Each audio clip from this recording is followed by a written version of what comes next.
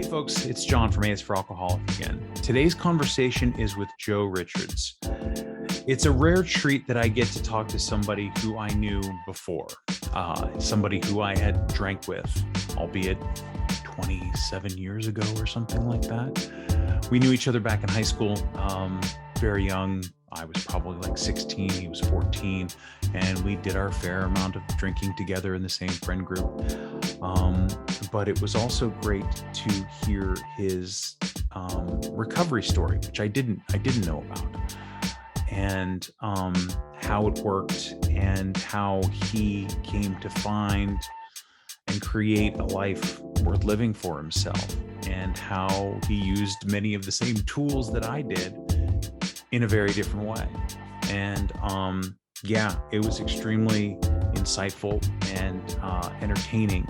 So without further ado, here is my conversation with Joe Richards. We were just discussing before we started recording that we probably haven't seen each other since Nirvana's second album came out or something like that. Probably around 96, I think. 96. 96, 97. Yeah. So you went up north, and that was probably the last time that last year, or about a year. Right. And I feel like we were, as kids in high school, we were sort of on the peripheral of a group, right? Like we were both a part of the same group, but we didn't hang out as much as we did with everybody else. Definitely. At least that was my perception of it at the time, of who you were in my mind. Because like I was close with I was closer with like Danny and Ryan, right? And they were people that were part of your group from much younger, right? Something like that. So yeah, essentially it happened. Like we were pretty close at certain periods of the time, but I was somewhat transient within that group, right? As it goes, I was really involved in theater, right? So I had my friends, and then I was, I played some sports, I played some volleyball. So those guys would want to hang out, which is entertaining, but sometimes disappointing, right? Like not really satisfied on any type of deeper level, Love the guys, but yeah, it was like, let's go egg someone's house. I'm like, again, right? Again? Right. But yeah, then Schwabi and those guys, we went to like grade school together with those. So like I knew them from a while. Then of course, Mikey, as well. This is a name I'm. You can bleep out Mike Swecker. You remember him? Oh yes. Yeah. So we grew up in the same neighborhood. My grandma lived in their neighborhood, right? Mike and I did, and then Danny lived on the same street as Ryan, and then my grandma lived right down the street with them, and Mikey lived right next to my grandma.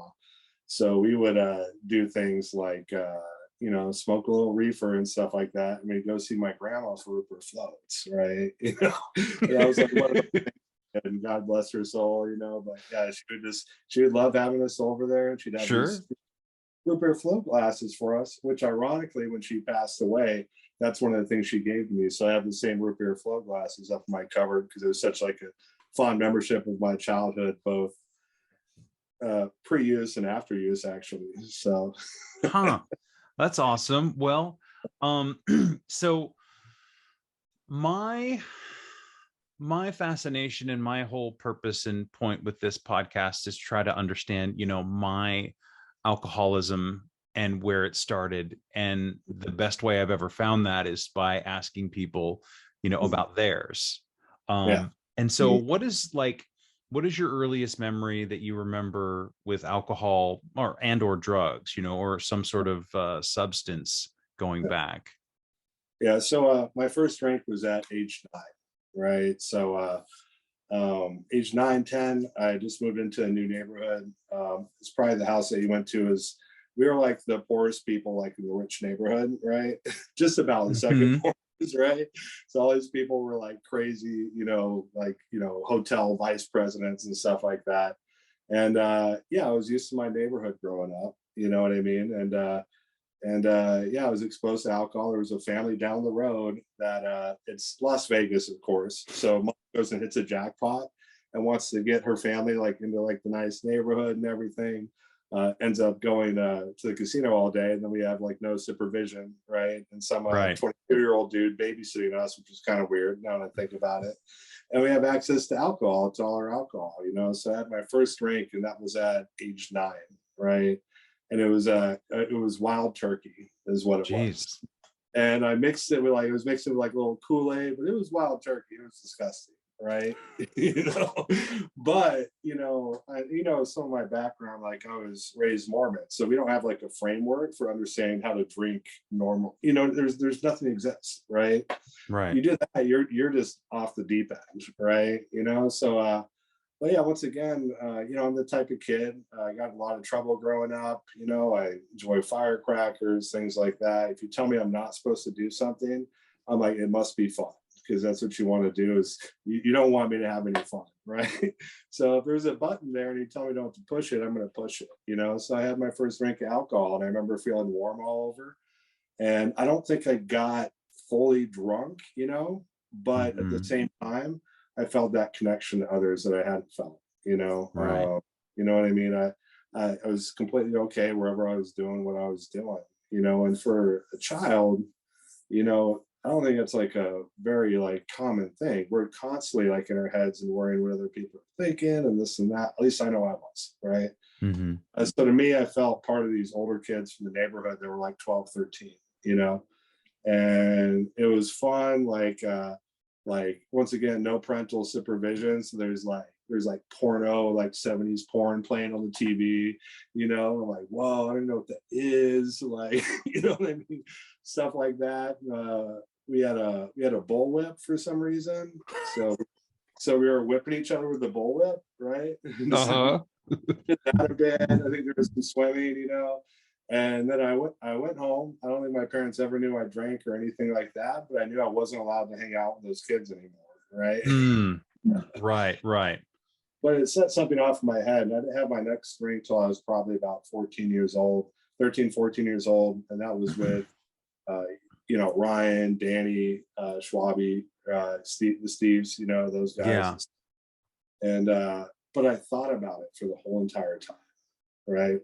I thought about it. It's like I captured something that finally made me feel okay. And I'm like, I got to get back to that. I have to find a way to get back to that. Right.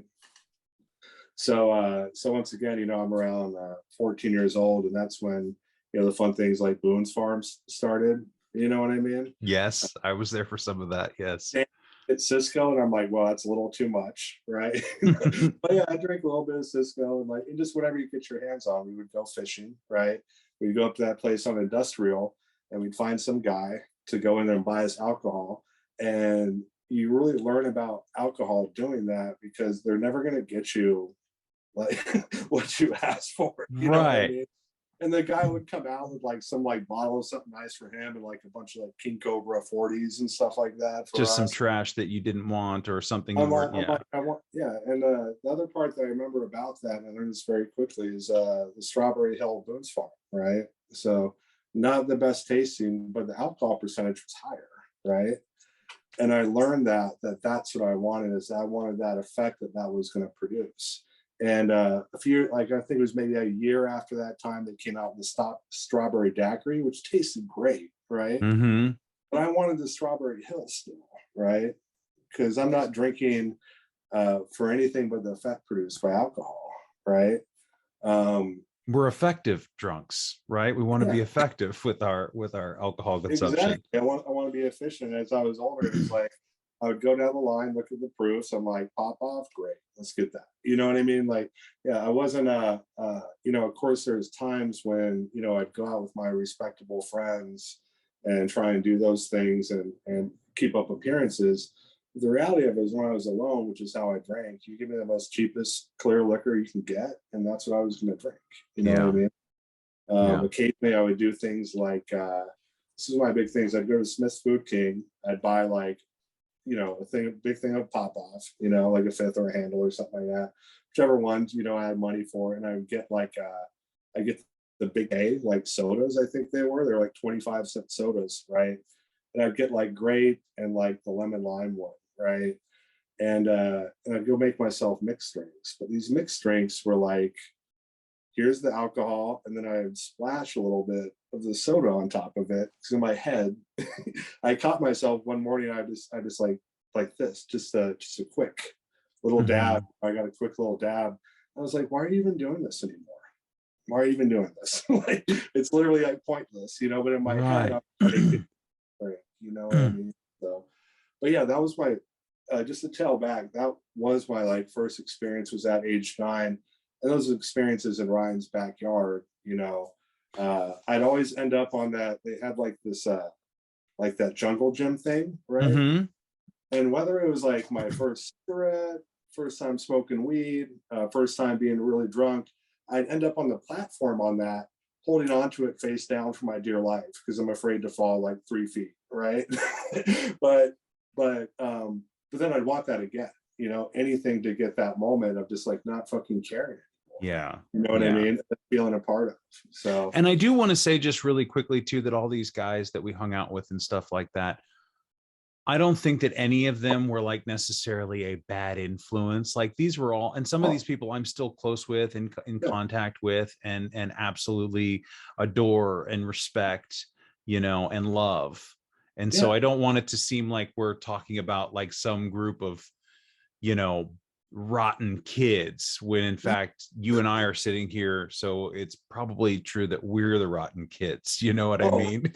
Well, yeah, I was like notorious for that. So like you know, the best example was my sister was 4 years older than me. By my senior year of high school, when I was kicked out of school, I was selling everyone weed, making everyone fake IDs.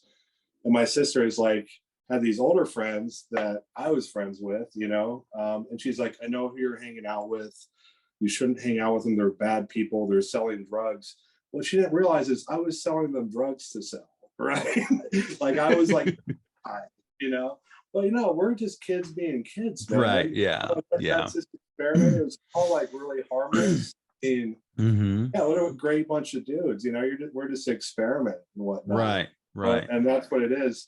And I don't view any of their drinking as alcoholism, as far as I saw it, not that I'm aware of.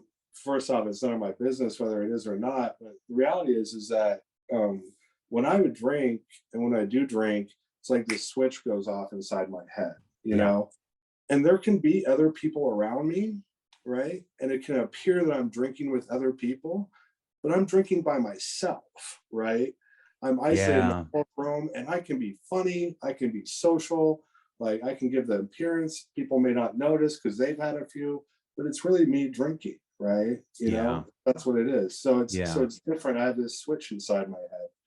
And so it's just, and so this whole high school experience is happening. You know, it's kind of chaotic and dysfunctional, but it's still fun. There's some consequences. Do you run into any serious consequences at this time?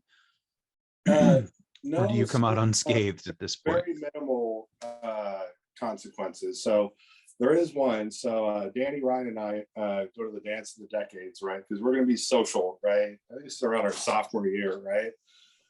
So we're going to be like social, right? And so we're like, all right. And they're like, they want to get some liquid courage. And I'm like, okay, like I'm okay with that, you know. And we're in Danny's mom's Camry, right? The Camry, the 93 Camry, things are still on the road, right? You know, that another time I drove it for him because he was too drunk, but I was drunk and I backed it into somewhere and I got paint on the bumper. It's all another thing. I totally forgot about that. But anyways, so we're drinking booze. I think we have like a bottle of champagne or something, because once again, it's always random. And Danny opens his and it sprays all over the car, right? Oh no. And then he's like, oh man, and Danny's always got like the cardigan, right? So he goes and he wipes it all up and everything like that. And then we continue to drink. And in my head, I have this moment. I'm like, I think for some reason, I think this is like a bad idea.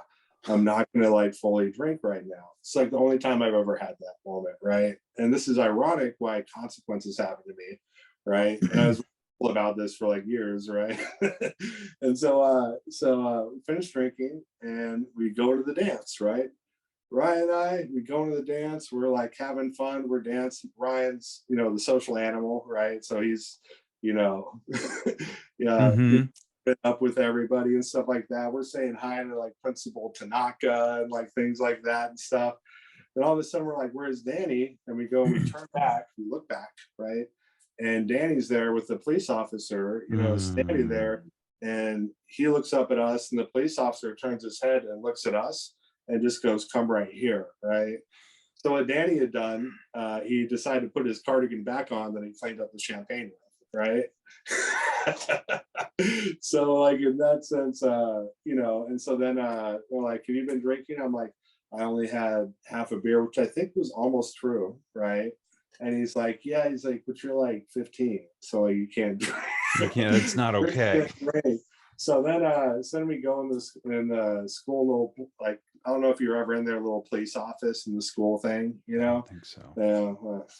Yeah, big experience I've had, And then and they're trying to call my parents. My parents are out of town. Cell phones don't exist yet, like none of that stuff. So they have to call my grandma, right, to come pick me up. And what they didn't do is I had cigarettes in my pocket. I think it was like a pack of Camels, So I'm like dumping that beside the couch, like and stuff like that.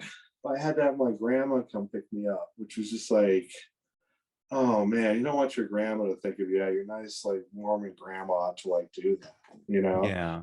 But that was the consequence, like so far, right? So yeah. And I got a little bit of trouble from that. That happened well, yeah, I don't know if I got in trouble for like volleyball for that one. I may have already been in trouble. I'd get kicked off the sports team every for like something, right? Mostly because like you got a big mouth, right? And yeah, and I was pretty arrogant, I was pretty loud. I'd mouth off to teachers and things like that. So that kind of got me a lot of trouble. But the ironic thing is after that sophomore experience, my junior experience, I just took like journalism, yearbook, theater, just like classes, like creative writing class with Miss McGarvey, which I love. I love that class. Yeah. Outstanding. You know what I mean? And I had this life set up. All I had to do is pass one science class. I fail every year because fucking like just doesn't work with me, right? Hard science. Yeah. I just but anyways, like what I'm doing is I'm drinking Boone's Farm or smoking weed before I go to and I have a math class every morning. Graded algebra, did like math competitions. I'm not taking like an honors class because why are you going to do that? I want to hang out with people I like, actually, right? And I'm not trying to overachieve, you know what I mean? And I was doing great. I'd get like I think I had 4 A's, a B, and like a D in science. You know what I mean? Like something like that. And the B was because I just like ditch all the time, And I'd be stoned or like drunk doing problems on the math board, like the extra credit problems and doing great. And I wasn't getting any behavioral trouble. You know what I mean? But then like something like a play or a sports season would come around. And that's when I would say like, oh, I have to like focus now. And that's when I would get into it with like school police officers. I had a big thing with that. And it was like when I was abstinent is when this would happen, right? I was wound so tight. It's like you took away my solution. It's like I needed to like something to like calm me down. Because I don't have any tools for living. You know what I mean? Right. I didn't have the ability to like pause and like think. And being stoned like gave me like a release, or like sometimes being drunk especially gave me release from my head for a period of time, and kind of it helped me be more passive and just let things go. You know what I mean? Yeah. So yeah, I got into it with a school police officer. That one got me I had to have a review with the school board, 3 officials from the school board, and they had to review our file and our case. And that's when I was given the option to attend Bonanza High School as opposed to being expelled from all schools in Clark County. Basically, this one school police officer took a hat that meant a lot to me because my brother gave it to me right before he got married. And she went and grabbed, sitting at a table with people full of hats, right? She goes and reaches and grabs mine, like pulls my hair while she does it, and takes it home in her car with her. So I'm driving some of my other buddies home, and I see that we're behind her. And so I'm like, I'm going to follow her, right? And they're like, "Can you let us out?" I'm like, "Yeah." And then I got into it, and obviously, that ended up with me being in juvenile hall, like, once again, you know what I mean? But yeah, I didn't have any way to regulate myself, you know what I mean? Like, Right. I couldn't, like, let stuff go. It's kind of like one of those qualities that can be great if it's turned in the right direction, but when you're all gas, no brakes in the wrong direction, and no one's steering the car, it doesn't work out so well. So I actually got in more trouble when I was sober, right? Hmm. Because I didn't have a buffer, right? Right. So, like, anything to, like, pause. So yeah, that was the end of my junior year. Once again, I get kicked out of school, kicked off the sports teams. Then I had a little situation where I called my German teacher an alcoholic. That one, which is kind of ironic, when I was 15, and said some mean things to her. She was a drinker. But at the same time, I had to finish the whole fourth quarter of my German class, like in the vice principal's office. I had to do that. But I wasn't, like, messed up, like, while I was doing these things, right? Right. You know what I mean? Like, in that Right. moment, I wasn't, you know. But yeah, I just have this thing where, like, yeah, that's a lot of difficulty letting stuff go. So that's one of my challenges of sobriety is learning how to take that type of focus and dedication and not let it get the best of me, like wear me out with workaholism, or like just running down paths that, like, there's no good possible outcome. You know what Yeah. I mean? So what Or was life like right after high school, once you didn't have these people, hassling you? yeah, What so they gave me the option to go to the second high school, Bonanza, right? And I started attending school there. I did last half of my junior year, the next half of my senior year, and I was ahead on credits, so I was doing like 4 classes. I was just, my mode was into being an adult ready. I was working in restaurants, hanging out with college kids, a bunch of people that worked in the forum shops with Caesars, and a bunch of UNLV theater students, and just being older than my age, basically, is what it was. And I had like a work study class, so really I was only going to 3 classes, right? And I would go out, I would go work these hardships at restaurants, make a ton of money, because when you're a kid, right, like, you're loaded. If you just made $100, you're just loaded. Yeah. How many CDs you can buy with that? Yeah. At that Shirts time, a lot. you can buy with that. Hmm. So yeah, so I was doing that, and I'd show up late to school. I'd have things like chocolate, like, on my arm from bussing tables, because we just leave the restaurant and go out to, like, clubs. And I'm just, like, not coming home, right? And I'm like 17, just barely turning 18 years old, and that's how my behavior is. I ended up getting kicked out of that school. I was directing a one-act play for, like, a senior project over there, and this guy in my play, we made an inappropriate joke that was kind of masks, right? That we did a bunch, like, in our rehearsals in front of the teacher, and she never saw it. And then everyone saw it, like, on the play night, right? It was an ad, Mm. right? And then my head rolled because I was on a behavioral contract, needed a new school, right? And yeah, they tried to separate us and do all this stuff, or whatever it was, like, get me kicked out of school. And I just remember, like, going back to my parents' house, and I'm just like, what the fuck am I gonna do? Like, they don't know I'm trying to get the message off the phone, that your son's been kicked out. And yeah, so that's yeah, so I ended up doing that, and I'm like, gosh, well, maybe your life's going wrong. I got a call from some guy from the Marines. It's like, did really well in your ASVAB. I'm like, how much does that pay? This all happened within, like, the day that I'd been kicked out of school. I'm at home, going to my parents' house, trying to get on the answering machine to delete it, right? But also, just before that, I'd actually moved out with 3 of my buddies in a 4-bedroom apartment, right? While we were seniors in high school, so once again, I wanted to grow up.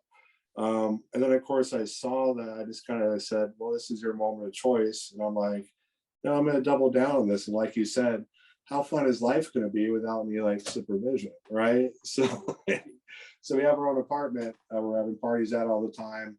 I meet some people. I learn how to make fake IDs. Eventually that turns into, like, selling drugs and whatever. And I can just party all the time, party and make fake IDs. I have like an endless source of income and like no responsibility. It was like my dream life, my dream music. You know what I Sounds mean? awesome, right? Yeah, it was outstanding. Some people are like, my worst day is better, sober is like better than like, I was like, no way, man. I had fun, right? Mm-hmm. Like it was great. And we started going to 24-hour clubs, raves in California, hip hop parties, like all these type of things. And I just had this very open, free life with no job, a car, no responsibilities, endless supply of drugs, endless supply of money as far as I could see, and it was just like a nonstop party, what happened was after about 6 months of doing that, because my family doesn't know what to do, I get a tax return check, right? Sent to the house for my previous year of working. And they withhold it from me, right? And so I go in, and this is like some real like rich kid shit you do. So I take the car that actually they paid for, right? And I start running into like another one of their cars, right? Because they won't give me this check. And they call the police. The police find some baggies on me, a knife which has been used to slice up, some substance, whatever it was. And he goes, "You have an option to go to Monte Vista Hospital, right? Or I can take you to jail." Right. And I'm like, to me, I just don't see anything wrong with what I'm doing. It's always what other people are doing. It's like they withheld the check from me. That's their fucking problem, right? Um, and I go, "Can I smoke at this Monte Vista place?" And they're like, "Yeah." I'm like, "Let's go there," right? And that led to me, and they call an ambulance, right? And it's kind of like the wink, wink, nudge, nudge. "Oh, I'm suicidal," whatever, and they get you into this place. You know what I mean? So they have paramedics come out. They strap you down on a gurney, and they put me back in the car. And this is the first time I believed I was, maybe the second time I believed I was 12 stepped, and by someone in recovery. And they unstrap me. They're like, "We know you're just a drug addict. You're not going to hurt yourself or anything like that." And this guy is probably like 25, 26. Seems like a nice guy, seems like kind of a cool guy. And he's telling me how he used to do drugs and alcohol, and now he doesn't have to do that anymore. And this is how exciting his life is, and this and that. So he's sitting there 12 stepping, right? And it planted like a little seed inside my head. Because to me, like I said before, my alcohol is a solution to my problem. How I treat my alcoholism is alcohol, right? Mm-hmm. I think I had that ism prior to that. I was prone to it biologically, right? Yeah. I used it, and it just like, that's what I've been waiting for my whole entire life. You know what I mean? Right. And so, and it kind of like, made a little chink in the wall of my ego. You know what I mean? Just chipped away at it a little bit, about what I thought about life. And then they talked to me for a bit, strapped me back down, and put me into this hospital. And this real nurse ratchet, is like, "I need to get a urine sample." I'm like, "It's July in Las Vegas. I'm a meth user.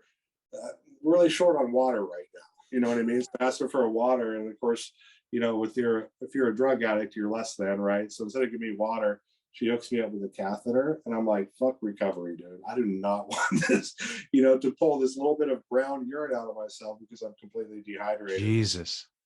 And I'm just like, "Fuck, man." I was like, that was like degrading, right? Unnecessary and fucking painful, right? So immediately I'm not having a positive recovery experience based off of this, consequences of my actions, though, I gotta admit that. And then I go to Monte Vista Hospital, and they put you in the psych side for like 3 days, and it's there's people with severe mental illness there. You know what I mean? And I remember I was watching, I think like Dave Letterman, like after 10, right? Because and the lady's like, hey, you need to go to sleep, and then she was like, "Oh no, you're okay." Because they're like, "You're just a drug addict alcoholic," right? You know what I mean? So like, "Oh, you'll be fine." Yeah, you know what I mean? So I do the 3 days. I'm extremely rude to the doctors, right? I don't participate in therapy. I'm pissed off that they give me basic brand cigarettes, right? I'm dying of alcoholism and drug addiction, but yet I still have standards for my cigarettes. They're not like brand name Camel menthols, you know what I mean? In a slide box, right? And then I get transferred to the other side, right? And that's where I'm exposed to my first AA meetings or 12-step meetings. I believe it was a NA meeting where this guy brought in a meeting to me, and he'd been sober for like 10, 11 years, right? Probably like in his like late 20s or something like that. you kind of have this Trent Reznor black hair thing type of thing going on, and like this and that. Like, I just like don't know what to think of it, you know. And he was telling us, he's like, yeah, I do all types of things. Like, I go to concerts, like with my sponsor. I'm like, what's his sponsor? Right. And he tells me, I'm like, why the fuck would you want that guy? Right. Like, it's gonna ruin everything because I can't conceptualize life without it. You know what I mean? Mm-hmm. And you know, I'm like judging and this and that. And I'm looking around everyone in the room. I'm like, man, these people got problems. This guy's taking his wife's grocery money to buy weed. I mean, I'm like, I sell weed and I smoke weed with people. Like, things are different, right? And I learned a few things. I learned that there's some hardcore daily drinkers, right? There's this guy who was a UPS delivery driver and a stand-up comedian, alcoholic, right? And I learned drinking alcohol was frowned upon, right? I learned that they're probably not going to go for like controlled meth use or me just using psychedelics, you know, probably not going to go do that, right? So I got to develop a plan, because what everyone is doing in this meeting, I didn't know there was an aspect of abstinence, right? Was everyone's just given this plan of what they're going to do moving forward, but they're also bad that they have this thing in common where like they can't do anything, right? Mm-hmm. So, you know, Joe, would you like to share? I go, yeah, my name's Joe.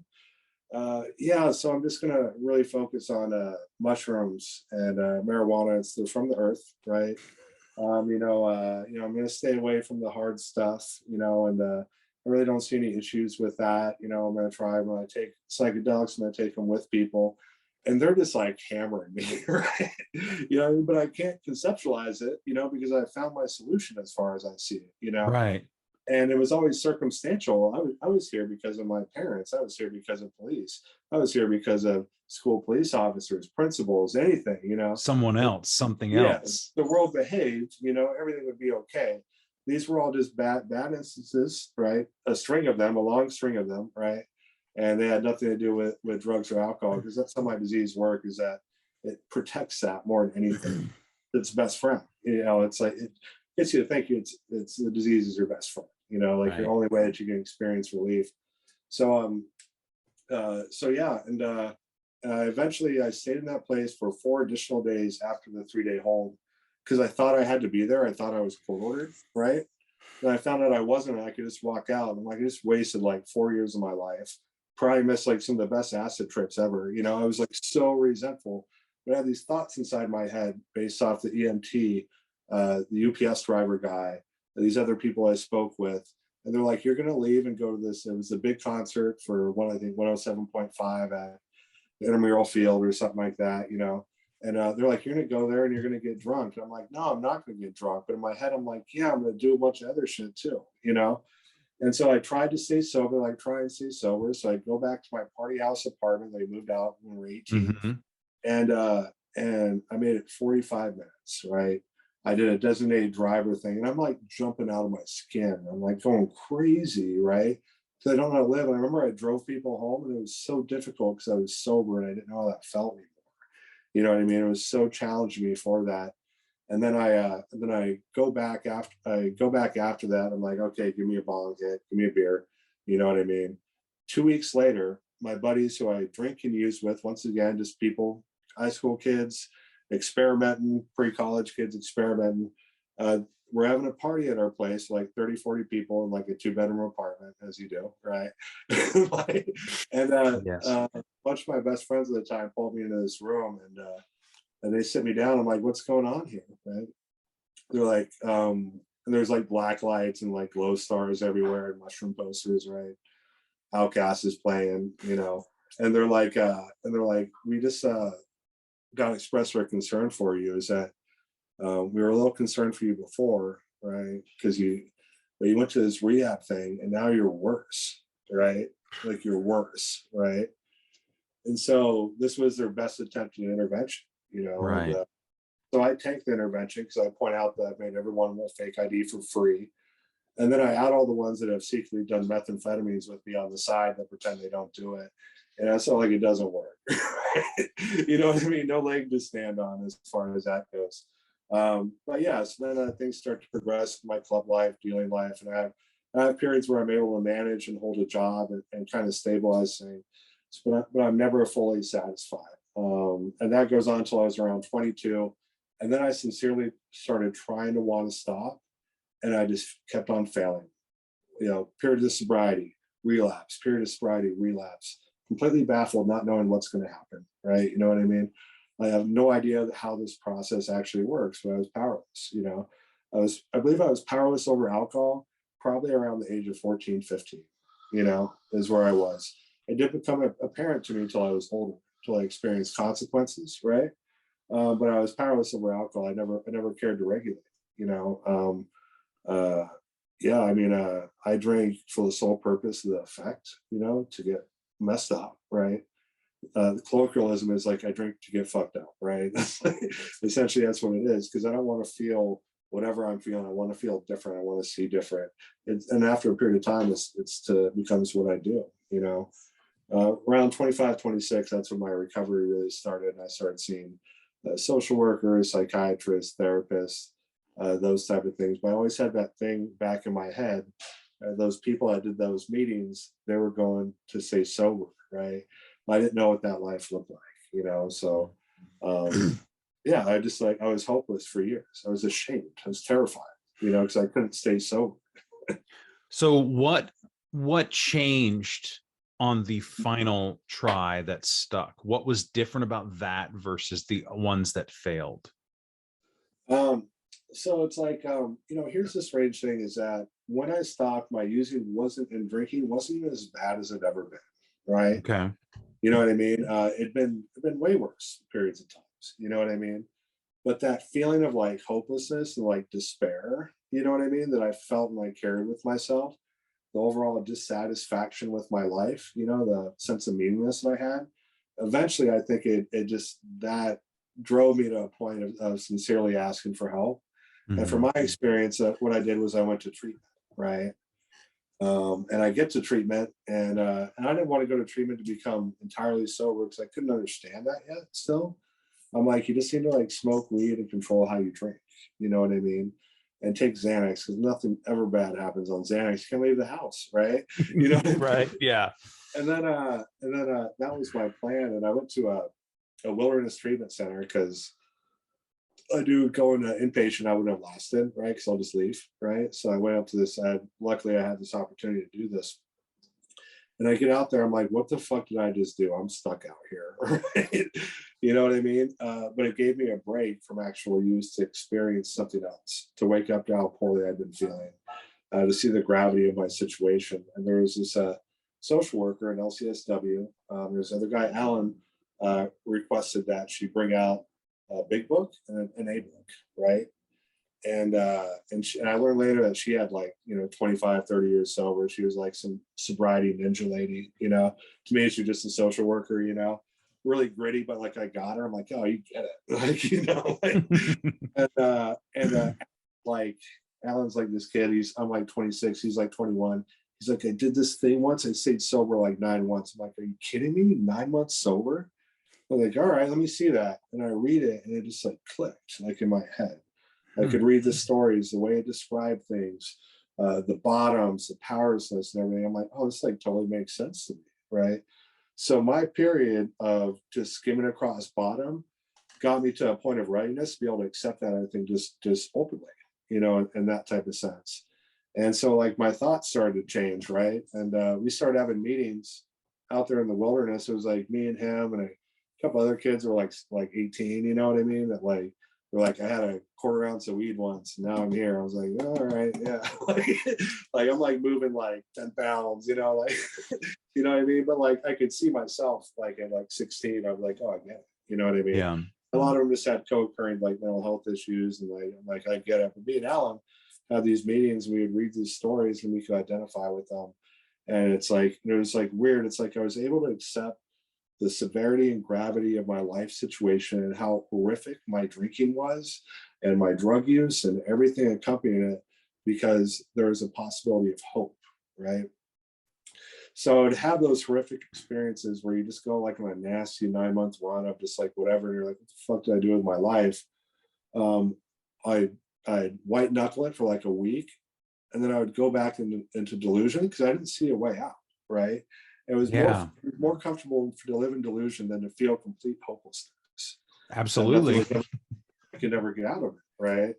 So our brain's a great negotiator, right? You know what I mean? Disease is these little chatterbox gets in your ear, but that's what it was. So I was skimming across the bottoms for years, but it got me to a point of readiness to where I was willing to do like whatever it took. And I started looking at it and I'm like, well, maybe you shouldn't do weed. It's kind of hard to get a job with weed. You know what I mean? I'm like, it is illegal. I was like, and then my next thought was like, yeah, Xanax is it's not illegal, but you get it illegally. Like you're not a doctor, right? You know what I mean? And then I just like whittled it down, and for me, and I don't think everyone that's a drug addict is an alcoholic. I don't think they're two totally different things. Yeah. But I looked at my alcoholism and I saw that I never regulated. I tried to like regulate. I did an alcoholic test when I was 25. I didn't know what I was doing. I go, you just have a problem with drugs. Here, get 3 bottles, have a drink after work. And I did that a couple of times and ended up just like, I would have like 2 or 3 drinks one night after work. The next day I would just clear out all the bottles. You know what I mean? Because I was never satisfied with it, and I would just be like, what the fuck is happening? Are you an alcoholic, right? Like, why can't you just do this like normal people? I was completely baffled. I just had this dream of just being able to go out with the guys to like a show and like drink beers. You know what I mean? That is the dream, right? That is the yeah. foolish. Yeah. I don't know there's a phrase that I'm forgetting, but yes, it's the foolish dream of every alcoholic to be a normal drinker, right? Yeah. It's like we want our lives to look like a Heineken commercial, right? What my life looks like is like a Schlitz commercial and like meth ad, like pushed together, right? You never see advertisements for Schlitz because like your life fucking sucks if you're drinking Schlitz, right? Right. Like, just understood, you know what I mean? So like, but yeah, that's what we want it to look like. And I was just baffled as to why I couldn't do that, I was always a hard worker. I was good at restaurant work. I could do all these certain things. I was good at making friends. I was doing this stuff and everything, but like I just could not defeat alcohol. I could not defeat drugs. I just couldn't do it. So those things started to whittle away, and I go to the social worker lady, and I'm like, her name is Beth. She's awesome. Yeah. And I go to her. I go. I think I want to do aftercare, and she's like, I think you're full of shit, right? But we'll talk about it later. I'm like, all right, Beth. Like, I'm actually like really serious about time. And I went and I sought out a place. And all I understood was there's 2 books, and there has to be something here for me, right? I go, I can give this a try for 3 months. First it was like, I'll give this a month, and I'll give it 2 months. I give this a try for 3 months, and I found an aftercare place, and like they're like, yeah, you can go to meetings here. And I'm like, sweet, sign it up. Ended up being a year-long place, right? So it's like pretty intensive, right? But like I didn't care, and I just had that thing where I just kept on doing what people asked of me. I was working with a sponsor, being a service, and around that 6-month point in time, I realized I wasn't putting a timestamp on how long I was going to try this, anymore. And I started to feel like fulfilled and having a purpose. You know what I mean? I started to feel connected. I started like authentically laughing again. You know what I mean? I started to have some hope in my life, and I was going to men's meetings, 12-step meetings every day, waking up in the morning, praying, and just doing all these specific things. These actions led to better outcomes, Yeah, I think that too, and what I appreciate about your story is the amount of failure in the beginning.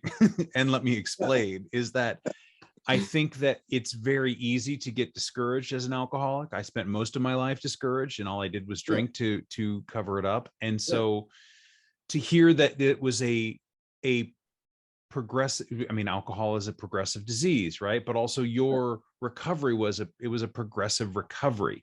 It took a while, and then you're like, I'll do it for a month, I'll do it for 2 months, 3 months, and then it slowly but surely you're like, oh, this is just how I live now, because the outcome is better. The results are right here in front of me, and everything feels fine, rather than I know that I was, like, well, where's I want my moment of clarity, or not my moment of clarity, but I wanted the epiphany, right? And I still never got this sort of like beam of light. There was God did not reach down from the heavens and pluck me from the depths. And that's fine. I know that now. That's fine.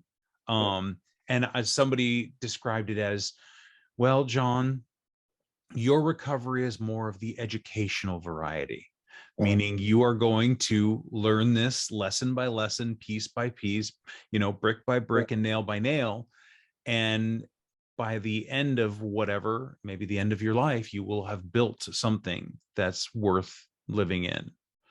Yeah. And so that's what I hear in yours, when you talk about that sort of progression into it, until it's just like, oh, I'm here. This is me now. Yeah. And I think as far as educational variety, I question that, right? Because first off, we're alcoholics, right? Mm-hmm. So we always want these big grandiose like burning bush experiences. That guy had a burning bush. Where's my burning bush? You know what I mean? But the reality is that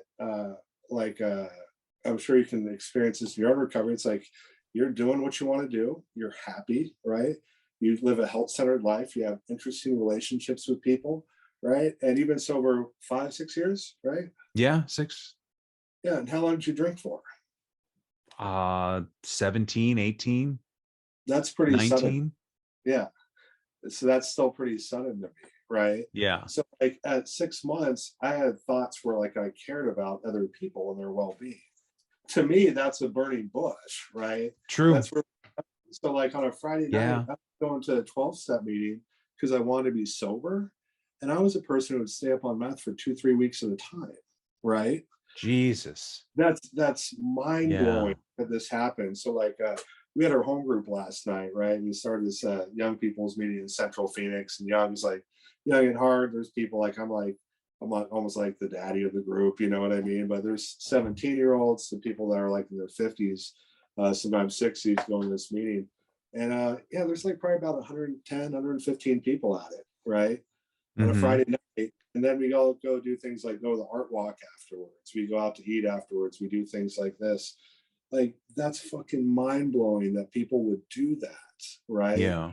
Given that how we were previously. So sometimes I think we downplay. We start to like, I know I've done this myself, or I start to think that I'm having a normal experience being involved in a recovery community. And the reality is it's not, man. It's extremely abnormal, right? And I have to have some gratitude for that because if the times were different, it was 1925. I mean, I have a lot of options, a padded room, you know what I mean? Right.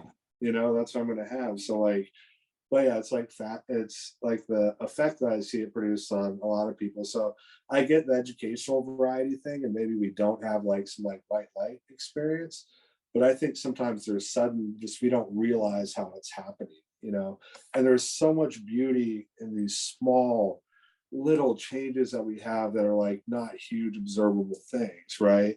So it's like, for instance, like when I got sober, they gave me educational testing. I had a reading level of a 6th grader, right? I got a master's degree in public administration healthcare, right? Now, like I could say, whoa, I got a master's degree, but there was a whole bunch of small little actions that led up to that, right? Yeah. I can look at my ID right now and I'm like, oh, that's my real address and my ID, right? I'm like, I'm a registered voter, you know what I mean? Those are spiritual experiences to me. So I think we have to like give credit to those certain things, because sometimes my address would be 10, 12 residences behind where I was actually living, on my driver's license. So sometimes we have to find beauty in these subtleties, you know what I mean? And instead of picking up a drink, I'm picking up another alcoholic. That's indicative of a huge shift in like who we are as a person, and whatever ideas or conceptions about life that we have. It's such a monumental type of shift, to have that, like I talk to my sponsor once a week. I shared a fear inventory for him, right? It's mind blowing to me. I didn't share my fears with anybody, right? Unless there was a selfish reason, or I was trying to manipulate something, or some like self-seeking type of attention. I was like, I wrote this little fear inventory. You guys share it with you? He's like, yeah, sure. And we just go over it and talk for like 35, 40 minutes, So yeah, I get the educational variety, but the changes and the upheavals you see, I think a lot of them are really, really like, it just really happened suddenly. Like I got a guy that's got about 3 months now. He's got devil horns implanted in his heads, right? Beautiful human being, right? And like he's sitting there like writing inventory and doing a 4-step and like doing well at it and texting people. I'm like, hey, hope you're having a great day and like this and that.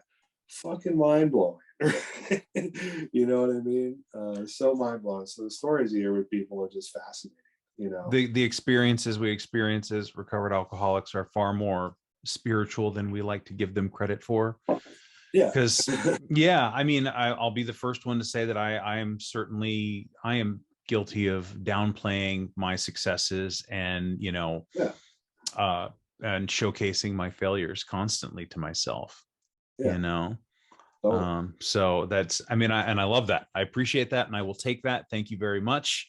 Yeah. I will live my spiritual life today in every little way that it comes. Yeah. You know, and one of the other, yeah, I have this, just the magic of the community, right? I had an issue in the backyard and there's a tree in the middle of the stream and whatever, and there's potential for flooding on one side. And I text a guy I know and I said, hey, do you know anybody who does trees? Yeah. And the next day, a guy is at the truck. He comes to my house in a truck I've never met before. And we're like talking about it. He's coming this afternoon to come Yeah. help me. Like, you know, I'm going to pay the man, of course, or my landlady is, but Yeah. like that it was, there's all these different people Yeah. having all these different experiences, and this idea of just helping somebody with something that is not always recovery based, right? That can be Oh service yeah. as well. Oh totally. Yeah. Yeah. So So these people got jobs and lives. You know what I mean? So like I found my accountant through AA friends. I'm like, mhm, you know, I got these businesses are like, get an accountant. Who should I get this guy? You know what I mean? He right. does it all of us, you know what I mean? We got a friend who does insurance, right? So he's like the Mhm, insurance guy. You know, we're looking to purchase a house, so we have like a loan guy that's in recovery that like never tried to promote that he was a loan guy to us. He was just our friend in recovery. We're like, oh yeah, you do this, huh? You know, mhm, but there's huge resources, you know. So there's a line in the big book where it talks about a fellowship growing up about us, right? Um, that I think like really rings true is that there's so many more resources for that, you know. I think like if you have a good network, yeah, you can find the guy with the to remove the tree stump, you know. You can find the mechanic, you know, you can do things like this. You can always find those people in relation to that, you know. But yeah, we take these people who are extremely like selfish alcoholics. I know it was all I cared about was mhm. myself and my problems. And then in like a matter of months, they're caring about other people and seeing what they can add to something. That's mind blowing, right? I Yeah, don't think that happens like any other place, right? yeah, You know, like I wish there would be other places, but it doesn't always happen in the other place. 12-step groups are really unique in their community aid aspect. You know, they're essentially loosely organized anarchist institutions. You know, every place you go, everyone's different. Even like I'm in Phoenix right now, it's a huge metro area. There's like 8,000 meetings. There's different damn, cultures for different meetings. You know what I mean? mhm, And you can always go find your tribe and do these type of things. You know, but right. it's there's a few basic components is that we've lost the power of choice in regards to alcohol, right? And we have a common solution that we can mostly agree upon, right? Mhm, yeah. You know, yeah. Yeah, That, no, that's great. And I mean, I've always said to people, my advice to myself first and foremost, and to other people is I went to a meeting, I didn't really like it. And I'm like, well, go find another one. Well, yeah, if you don't like that one, go find another one. And if you don't like that one, go find another one. You yeah. will eventually find one that clicks because they are so different. Oh, totally. It's huge, and it's not like and that's the beauty of it, you know. Hmm. But yeah, I can definitely see that. My words, to people, is I'm always like, find your tribe. Sit down, you can find your tribe, right? Yeah. You know. And so I got my Friday night meeting I go to, and then I got a group of guys I meet for coffee on Sunday mornings when I haven't been out too late, you know. Right. And that's sufficient, you know. That's sufficient for me, you know. Yeah. So Yeah. I do want to ask two more questions before you go. One is there anything like how many years do you have now? I got 17 years, January 7th. I 17 years. years. Yeah. Yeah. Is there anything that you struggle with today in sobriety? Oh yeah. Yeah. So I mean, it's so physical sobriety, like everything's like great, like your first like year and a half. I'm sure you get this, right? You're just like happy just to like not be like, dying every day. You know what I mean? And I think we go through this part where like we make amends. Me making amends was like paying off fines and like things like that, like making it so my credit's clear, like things like that. But then I think after your first year, you get into the rest of it, and you start to get this process of learning and knowing who you are and loving yourself, and going through this process of self-discovery, and getting a life, like whatever it is we describe as a good life, I struggle with food, right? Yeah. In the past, I struggled with compulsive dating, right? Mm-hmm.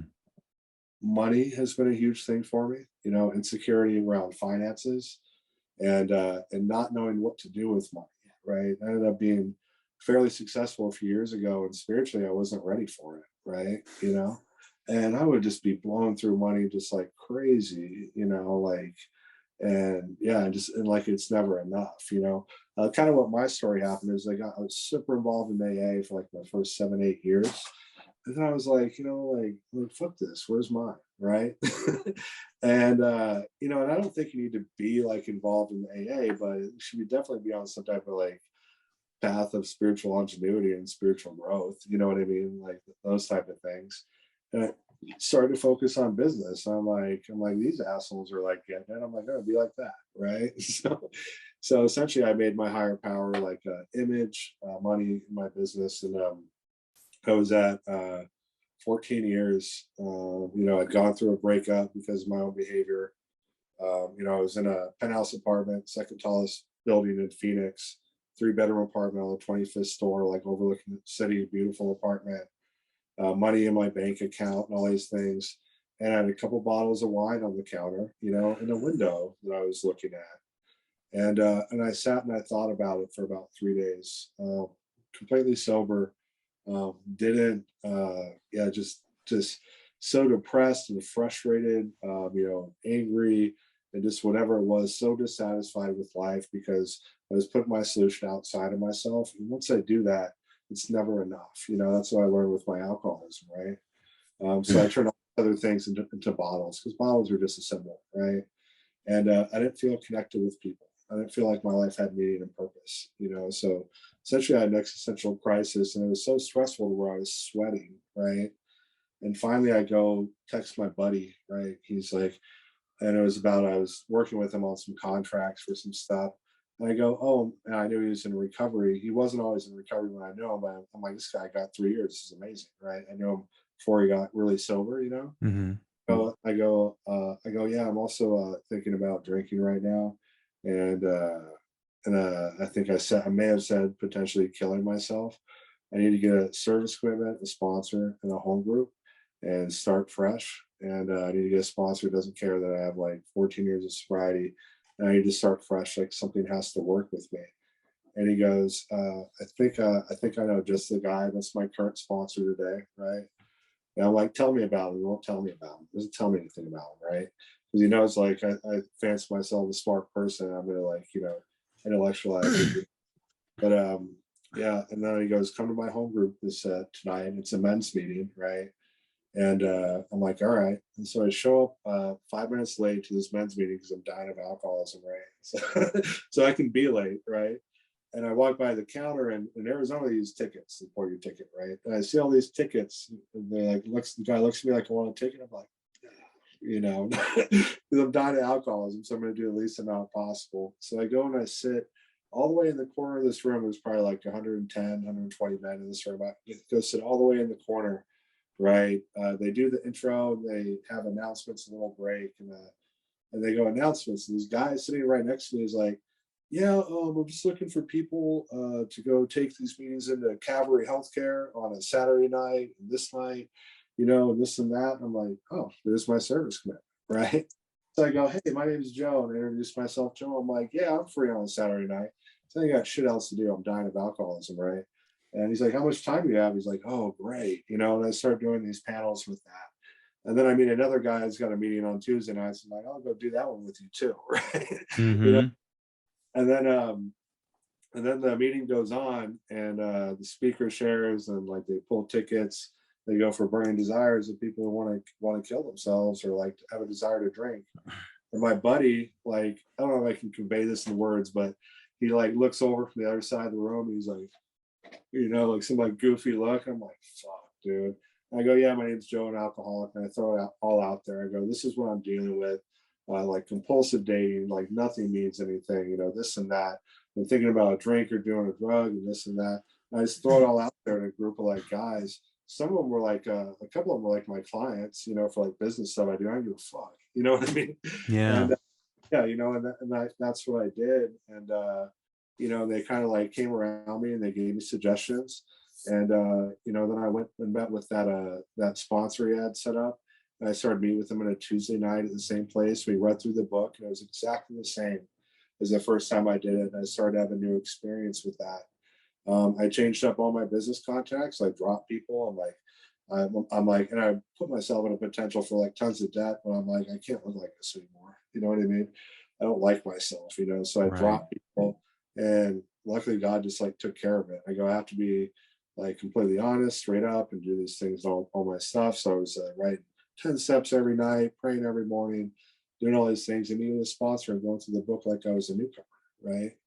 And within about a month, like 3 weeks a month, I had like 9 sponsees, right? It's like sponsoring like 9 people, right? I was like, fuck, like I don't have like a minute to like rest, and I started making meetings because I moved to a new town. I hadn't really gotten set up.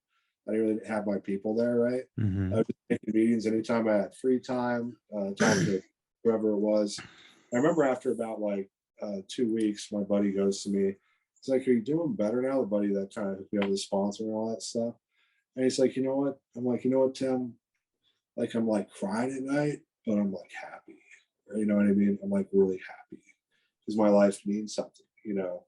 So when the book says we experience a new freedom and a new happiness, my experience is that I'm going to hit these bottoms where in this situation, I realized my alcoholism had the power to kill without alcohol, right? It became very apparent to me that that's what this thing does.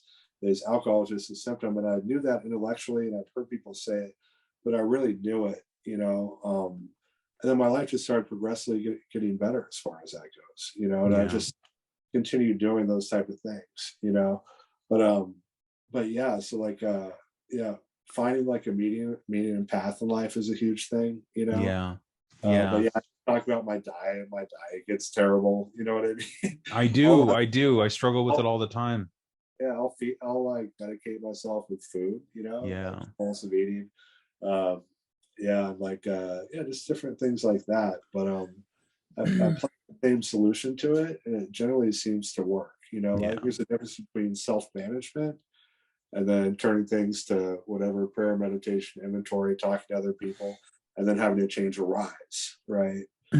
So like to fix it. yeah, and speaking of inventory and speaking of things like shame and being honest about stuff, and I think I would be remiss in our conversation if I didn't express and discuss a particular experience that you and I shared together a very long time ago, which I think you're comfortable with sharing. Yeah, I'm comfortable with sharing. Okay, good, because I wasn't sure if I was going to be, but that probably means I need to share it. But early in high school, so we must have been like 16 and you were like 14 or something like that, and I'm almost certain we were out drinking, because we often were. But you and I shared a brief but sustained sexual experience together.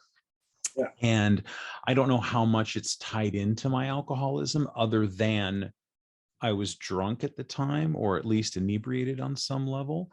But I know that those kinds of things can be very hard for a man, right, to share with another man, let alone the rest of the world now. But it's just one of those things that, like, I feel as if there's such a hardcore stigma on it that it means that I am not worthy, or I'm not a man, or I'm not good enough, or that I have some moral failing because of an experience that I had. And none of that is true. And I just wanted to ask you about your feelings. And you've mentioned that you've shared this before in meetings and stuff as well. I don't think I've shared it like too much like in meetings, but like I've heard a lot of fifth steps, right? And what I learned with hearing these fifth steps, I had a sponsor who shared some of his experiences with me, and it made me feel okay to share his experiences with him. And so I've shared things like this with a lot of sponsees, tons of things, tons of stuff where like stuff I just tried to push down, Right. light of day. But this particular experience, I don't even feel like it's something I'm like truly ashamed of. I think at the time I didn't feel grossly ashamed of it, but for myself, but I was worried what other people would think of me, right? And Yeah. like we're so socially bound, especially in that time. And we grew up in a different time. It's fascinating to see me to kids right now and to be like out in high school. That like never happened. Like when we were growing, that was the time where like they would cancel people for being homosexual. It was crazy. Now I look at it, it was like absolutely crazy. So there's a big taboo, and of course it ties into our self-concept. But once you've lived a life, you realize that like there's some extremely like manly men that are homosexuals, right? Right. Like just even has nothing to do with anything, right? But yeah, like yeah, we were messed up, and I tell the joking story because it happened inside a sauna, right? And I go, let me Yes. tell you this story. I'm like, it was really steamy. Maybe they're like, oh, how? I was like, we're in sauna, right? And all those types of things. But yeah, I carried shame about it. As I'm in recovery, I'll talk about it with people all the time. I don't want to like go like blaring about it. I typically wouldn't tell it to like my mom, because I know that would kind of like affect her. But yeah, we have to these things when we don't share them, we aren't open without them, they fester inside of us. They lose their power when we share them with another human being, right? Yeah. So that's what the recovery process is that we have these whole lives that we don't share with anybody, right? Then in these dyads, we can have these things, lay them out there, and realize they're not as big as what we thought. Yeah. There's a saying, and some people will say, I this is the saying I don't like. We're only as sick as our secrets. The saying I do like is we're only as sick as we are secret, right? Because the first one implies to me that like there's something bad. You know what I mean? Those secrets are shameful. For me to like get well is I have to open up these things I won't tell anybody. It's about living my life out loud, not just the things that like I'm ashamed to share about, but all of it, sharing with people my successes, sharing with everything about myself, being an authentic person. And yeah, I mean, yeah, I was really worried about what other people thought about that. But the best thing about that is that I think like in that friend group, a bunch of people had that experience, like there's a camping one and like a thing like that, is that your kids, you're experimenting, Yeah. and regardless, there's nothing wrong with it anyway. So, Right. Exactly. what I Right. But mean? at the time, it was far more normal, and there's absolutely nothing wrong with it. And yet we were made to believe that we would be ostracized, to be shamed. And so we internalize that shame that we imagine would come from other people to protect ourselves from that. And then it just, like you said, it festers. So, Yeah, totally. Yeah. And I didn't share, I don't think I openly shared about that with maybe like one person. I talked about that with maybe one or two prior to getting sober, and then I let that stuff out. But I mean, I had like a whole bunch of like adverse sexual experiences that were like way worse than that one that I had to like let out and go on, like share out in the open. But interesting enough, that experience is I think there's a part in the big book where it says it talks about our past is one of the best assets we have. With it, we can avert death and misery for countless others. Sometimes sharing those experiences that people don't openly talk about with somebody gives them permission to do that and to stop living in the dark, to start living their life out loud. That's the beautiful thing about AA is an inventory and sharing stuff, is that it just puts us all in an even thing. We're all see our humanness. And Yeah.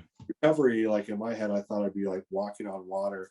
And it's like, no, like your goal is to become comfortable with being a human, right? And accepting the fullness of you is, your higher powers. We would say your higher power, both good and bad.